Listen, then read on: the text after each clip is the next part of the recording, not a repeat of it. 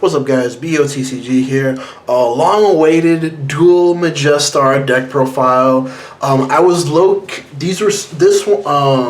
which one? I traded for this one, and then I purchased these two. So I was waiting for these to show up in the mail. They showed up a long time ago. It was my negligence of not having this deck profile out sooner. Should have been one of the first deck profiles of this set, Cerulean Blaze. But better late than never, baby. Don't forget to like, comment, subscribe, and like always, the deck profile DECKLOG code is going to be in the description down below. So yeah, let's go ahead and get into it. First off, this is a grade 3 toolbox deck. This is technically like a very drop zone heavy toolbox deck because you can essentially get anything you want from the drop zone. But for pulling cards from the deck, this is a grade 3 toolbox deck. So we're playing 3 copies of DUALMAJESTAR. The reason is you have to play 3 for this list is because you want to pull them from your deck as soon as possible off of your grade 1's ability, so you can bind them with DUALMAJESTAR's ability, and then this deck will always have Persona Ride. This deck will never not have Persona Ride. And then 3 copies of Arctic Chimera. Arctic Chimera is really good in this deck because it can basically just get rid of dead cards in your hand, and then you draw into a fresh one. It's a 10k shield plus 18k attacker on place, which is really nice as well. It doesn't have the intercept ability. Oh no, it does have the intercept ability. This card's great. It has all the makings of a great card, and it is searchable from our deck as well. But the reason we're playing only 3 copies of it is because, again, this is a toolbox deck, so we got a couple of one-ofs, baby. We're playing 1 Crucial Dragon. The reason that we're playing Crucial Dragon is not only that we can search it and resurrect it from drop zone, but it is a guard restrict card. If we happen to have our over trigger in drop zone, like we guarded with it, it can basically be no grade 1s or greater guard restrict. And it also pops cards as well, so it gives us additional popping. And it's also shield, just like Arctic Chimera. And then playing 1 copy of the Fire Regalis. Fire Regalis is just added extra consistency on top of what we're already doing. It lets us search our deck. Without the Fire Regalis, the only thing that we can search our deck for is grade 3s. With the Fire Regalis, we can pull anything else that we're missing from deck, which is very nice. And we have an in-archetype way of searching for the Fire Regalis, which is also very nice. And then we're playing 4 copies of DUALMAJESTAR Slilo Spear. This is our way of countercharging, and it's a way of getting big soul from the drop zone. More often than not, I'm not really getting I'll get maybe 1 or 2 cards, 1 or 2 triggers from the drop zone. We're really only playing this just because it lets us countercharge, and it counts as our order for turn because technically this is an order deck. But moving on to the rest of our deck is 3 copies of Storingberg Chimera. Storingberg Chimera is our ideal restand target because if we have 4 crits in our bind zone, when we restand him, he's going to restand with a crit. Our Vanguard already has a crit, so we're going to be attacking them with a crit Vanguard, and then we're going to have a guaranteed crit rearguard, which then ideally, if you drive check a critical, we'll be attacking them with 3 units that have criticals, which is your ideal board state. Well, wishful thinking ideal board state, but I wouldn't consider this deck rogue. I would consider this deck very tier 2 competitive, especially considering Bob. This deck can most definitely hang with Bob. Now granted, if Bob is doing disgusting Bob things and sacking you on top of doing disgusting Bob things, and you can't retaliate in response, then it is what it is. But on a normal day against Bob, this deck can definitely hang with the big boys. Playing 4 copies of Bifrons. Bifrons is your main playmaker of this deck. Bifrons is what lets you basically tutor out all of your DUALMAJESTARs from your deck, and lets you resurrect basically anything from your drop zone except Bifrons. So, it really is the glue that holds this entire deck together. And on top of that, it has a really nice on place of, you look at top 3, 1 goes to hand, 1 goes to drop zone, 1 goes to soul.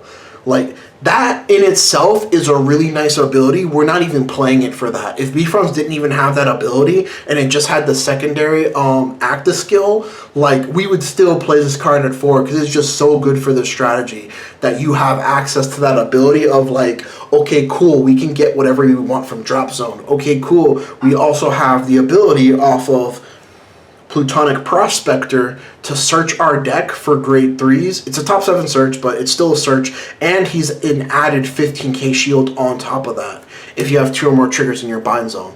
So, man, like, Bushiroad, like, really sauced up this deck, man. This deck has really, like, cohesively gotten there. It has cohesively gotten there, man. Like, we have a pop, a crit, and an extra drive off of DUALMAJESTAR, and she enables Persona Ride, and she gives 5k to the front row, which I've heard people complain about that. They're like, oh, it's just 5k. Bro, what do you mean it's just 5k? What else do you want this deck to do, bro? Like, it can damn near do anything and everything. What else do you want this to do? And on top of that, we can play Philia. We can play Philia because this is an order deck, and we can control our opponent's board state to whereas we can make Philia happen, bro. We can get Philia in because this deck can rush you in the early game with Bifrons and with Plutonic Prospector. We can get Philia off of Bifrons and rush with a Philia Bifron column. Or with a Prospector Philia column. Like, this, like, what more do you want this deck to do? Oh, it only gives 5k to the front row. It has guaranteed Persona Ride, my guy. It has guaranteed Persona Ride. And then this is an added tech that I personally put in the deck that I haven't seen any other online DUALMAJESTAR lists play. I could be wrong. I haven't seen any recent tournament results. I've been very, very much in terms of Vanguard, like, especially since I've had to take a hiatus from the channel, I haven't been too deep into the Vanguard competitive scene, but to my knowledge, I have not seen any other DUALMAJESTAR list play this. We're playing 4 copies of Short Sparta in the main deck. Now, you might be asking me, why are you playing additional copies of Short Sparta in the main deck? For this simple reason, ideally this deck wants to go first. If we're forced to go second, I get a Short Sparta off of my ride line, and if I RNG into another Short Sparta, with those 2 Short Spartas, it's 2, right? Yeah, it's 2 because the maximum is 5 in bind zone. With those 2 Short Spartas, I bind 2 crits off of them, give them both 10k, and then I bind 3 cards off of my Vanguard's attack skill. I now have the 5 necessary in bind zone to restand a rear guard. Because you can get the 3 no problem, but on your first grade 3 turn, you cannot get the 5 no matter what, because Short Sparta needs your, if you're going first, no matter what, because Short Sparta needs your opponent to be grade 3 or greater.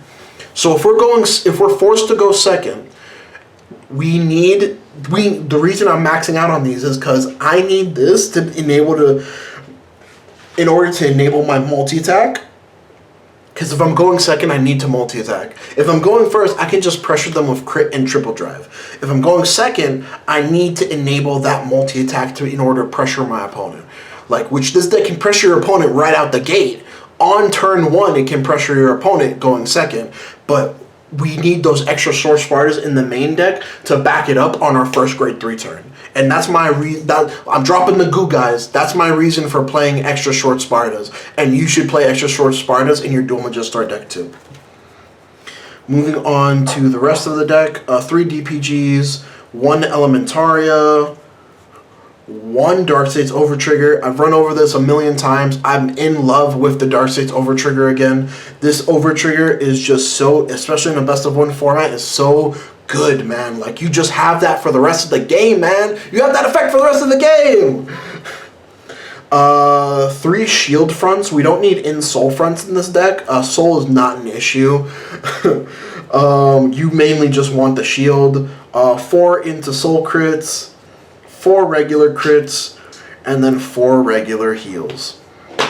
So yeah, guys, that is my DUALMAJESTAR deck profile. I will be linking the match videos that I did do with this deck. This is a really sweet deck, guys. Like, if you wanted a deck to just grind this format with, in spite of Bav, this is the deck to do it, man. This is a really sweet deck. You can pressure your opponent, like, on every turn leading up to your grade 3 turn. Like, especially going second. Like, oh, of course, like, it really depends on, like, the combination of cards you draw.